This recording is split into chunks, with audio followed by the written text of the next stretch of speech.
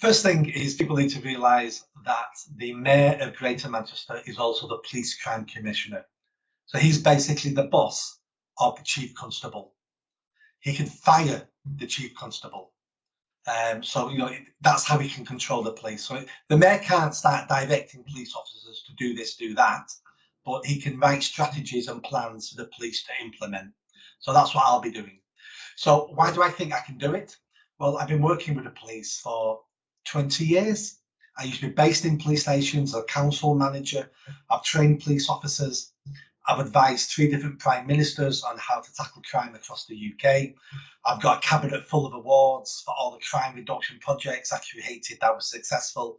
So I understand policing.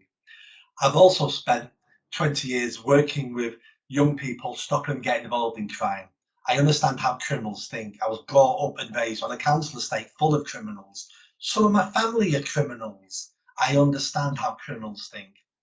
We need to get away from middle-class educated social workers going, oh, it's not their fault. Oh, if only the mum was this. I'm sick of all these excuses. We need to start looking at why criminals are criminals. And the big part of it is cultural. People are born into criminal families. People, we're not highlighting a gene, but it comes through families as well. Criminality comes through families, but we can't change any of that. What I'm going to be doing is changing Greater Manchester Police, and we're going to be changing them from a police service into a police force. I want police officers to hammer criminals every single day. I want police officers to wake up every morning smiling, thinking, I'm going to be hammering a criminal today. And that's exactly what they will be doing. So how will I change the police? Day one, I'll be cancelling all the identity politics out of Greater Manchester Police. I'll be getting rid of the Black officers group, the Muslim officers group, the LGBT officers group, and every other group that's in there. There is no more groups. They will be disbanded. They will not be officially recognised anymore. I'm then going to be looking at recruitment. I'm going to be increasing fitness tests. I'm going to be looking at what we're looking for in officers. This will result in less female police officers.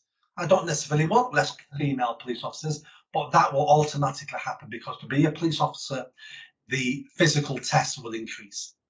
I also predict there might even be less Black and Muslim officers and brown officers in the police because I don't care. If you can't pass the test, you don't become an officer. I'm going to raise the bar. I want the best people to be police officers in Greater Manchester. And if that creates inequalities in diversity, not my problem, because I want the best officers. I've had officers in Greater Manchester Police contact me over the last couple of months, and several of them have said to me, if we could sack 15, 20% of all officers in Greater Manchester Police and didn't replace them, productivity in Greater Manchester would go up overnight in the police. Because it says we're sending good officers all the time to correct the mistakes of the poor officers. We just need to get rid of all the poor officers.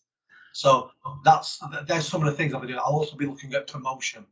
We need to start promoting the officers we want to lead Greater Manchester in the future and stop promoting officers who are woke, who buy into all that identity politics. So they're just some of the stuff.